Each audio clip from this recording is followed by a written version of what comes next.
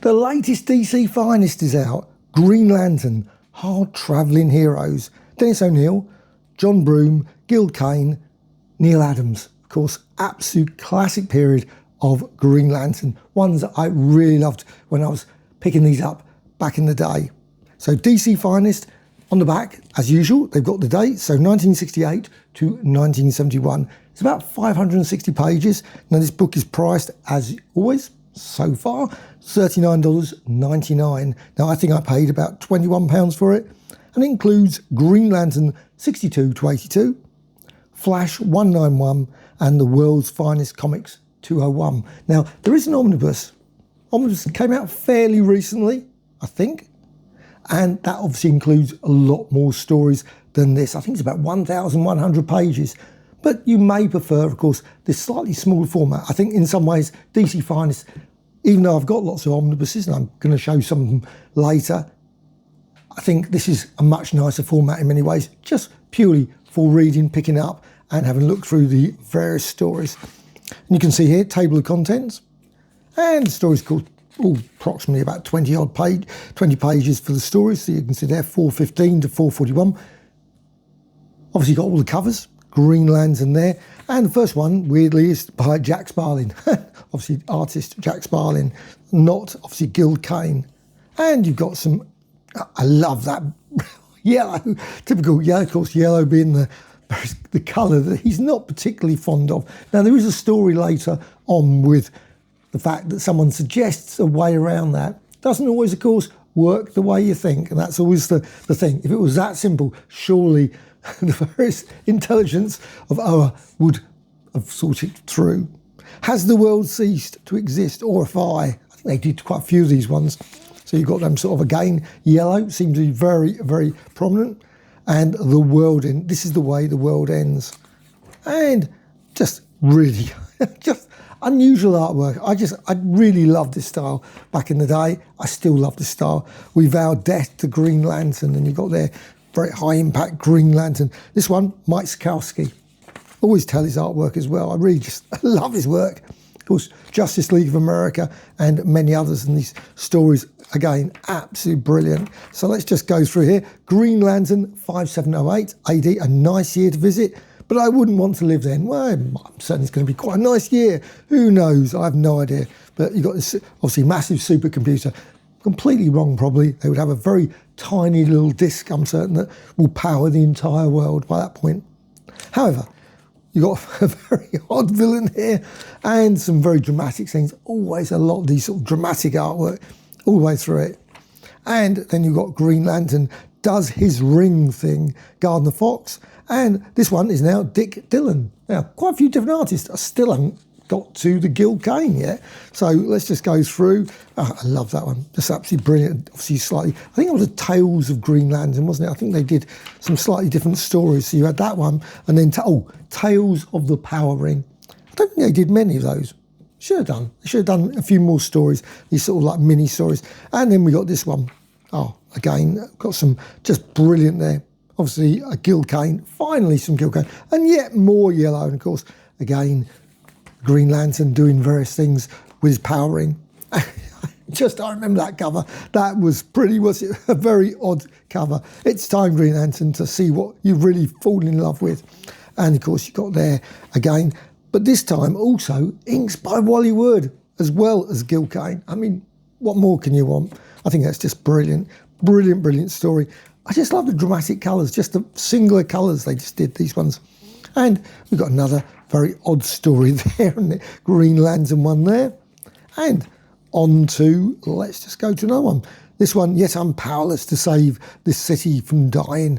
Most powerful man on earth. Well, I guess Superman probably will argue the case on that one. But what we've got is a Flash story in this one. This one is from 191. Wrong, this is not the Flash. Well, sort of. Looks like the Flash. Quite an odd story. Of course, they did later on get the stories with Green Lantern in the Flash comic. Now, they don't include those in here.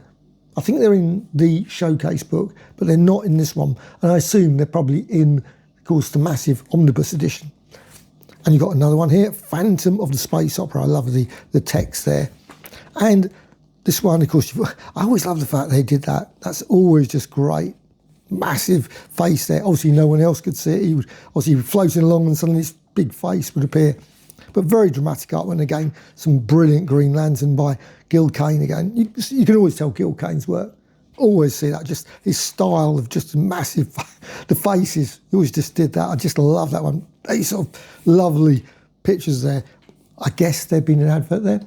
I wish they didn't. I wish they'd leave them in there. I do not know why they just can't leave the advert, unless there's a rhyme and reason. There's some reason for not including it. It must have been just probably a magazine or something. It would have been great to have that. You've got to recharge your ring. And again, obviously there he's been transported in space. Will he survive? Well, I don't think he'd survive very long, actually, if he was in space without any powers, but that is a minor little thing. But, of course, he survives, otherwise there'd be no story. And, of course, it's got a classic Star Sapphire story. I think that's Star Sapphire story. No, it's something else. There is a Star Sapphire one. Carol, it says, Lost on Earth. I mean, that's just, again, very dramatic. Earth will die, it says there. And I think there was a Star Sapphire story somewhere along the line. I think I've probably missed that story somewhere.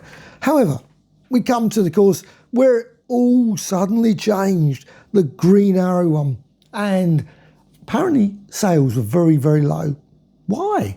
They were really good stories. I remember picking them up. I remember picking these ones up. I thought it was great, Green Lantern. But still, obviously, they ended up doing this. And of course, it didn't last much longer afterwards. You know, lasted a few more issues. Obviously, issue 89 was the last one. I mean, obviously it continued on later. However, we got this, Silver Age Classics. Now, I haven't got any others. I think I have got a few Green Lanterns. I couldn't find them. I was looking around for some of the early ones, Green Lanterns, but I found this one, Silver Age Classics.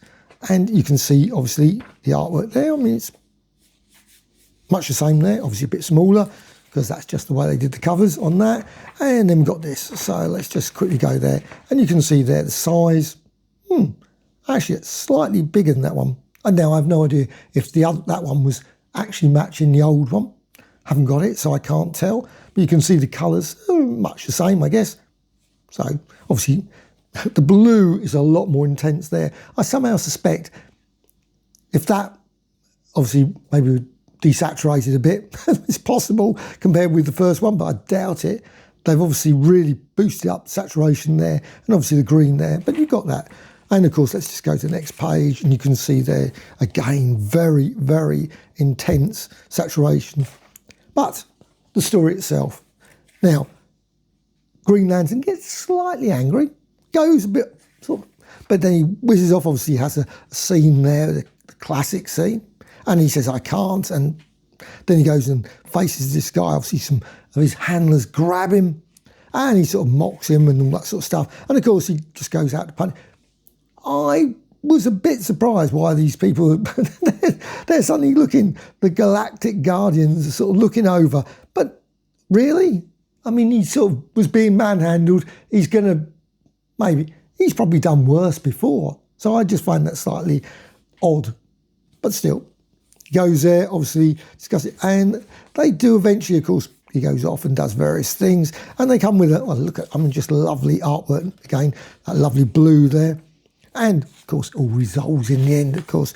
But what happens, we get one of the Guardians come down. I suppose it's an interesting... They didn't really develop it as well as I think they could have done. Certainly in these ones, maybe subsequent ones, but certainly here, I think it's...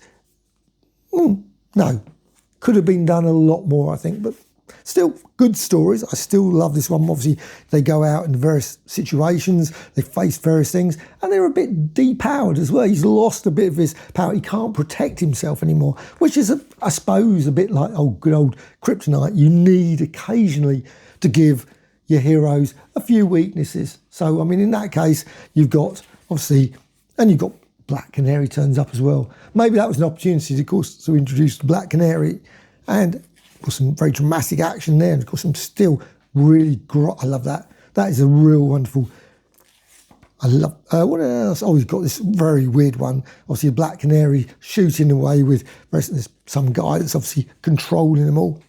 Ulysses Star is alive, and you've got, obviously, again, lots of dramatic art.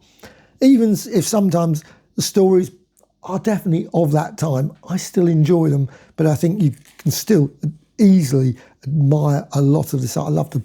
They're just a fight between Hal and obviously Oliver as well, which is always good. Actually, it's weird when you actually think about the series, the Green Arrow series. We never had the Green Lantern. I don't know. There was obviously probably a reason for that, but it's just odd. Oh, this one's always quite a weird one as well. And then on to, and dramatic there, how do you fight a nightmare? It's definitely, you not want to face that, would you? But still, and Medusa there.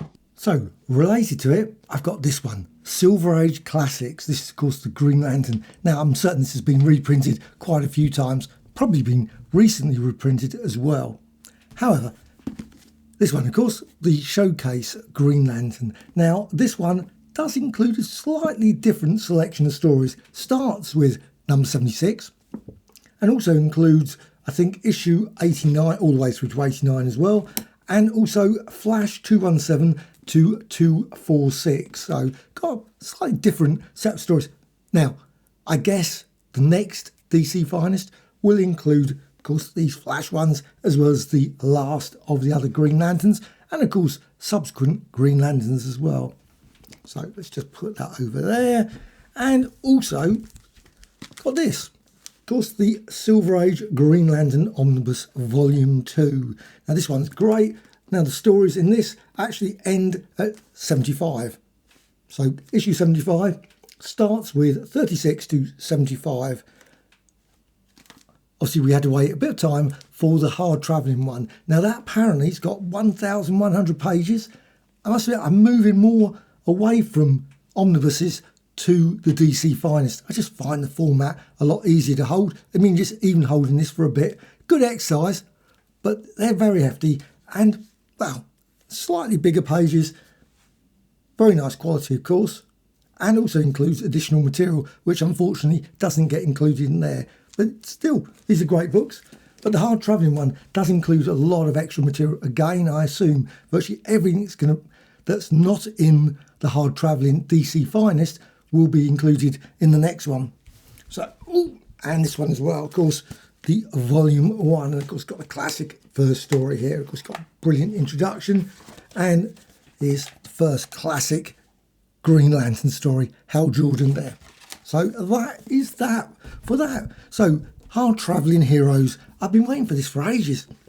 Just finally got it. I was just so over the moon. Now, like I said, the slightly different overlapping. I wasn't certain about the numbering. I should have been, but still, I was thinking it was going to include a few more stories than this. But still, 560 pages. It's not bad. It's the same price as normal, $39.99. I think, which is great that they're keeping that price point. I just absolutely love this one. So this one, are you going to get it? You're going to buy this one? Have you got it already? I think for some weird reason, we seem to get them slightly later in the UK. Sometimes earlier, sometimes later. I'm not certain exactly what happens, but maybe some of the others are already out, the next ones. There's a few upcoming ones that I'm really looking forward to. So I've just done a quick run through of the future ones. I'm looking forward to quite a few. Of course, things like the Atom, definitely one that's high on my list. So this book, I think it's just great. Really pleased to pick this up. DC Finest, Green Lantern, Hard Travelling Heroes.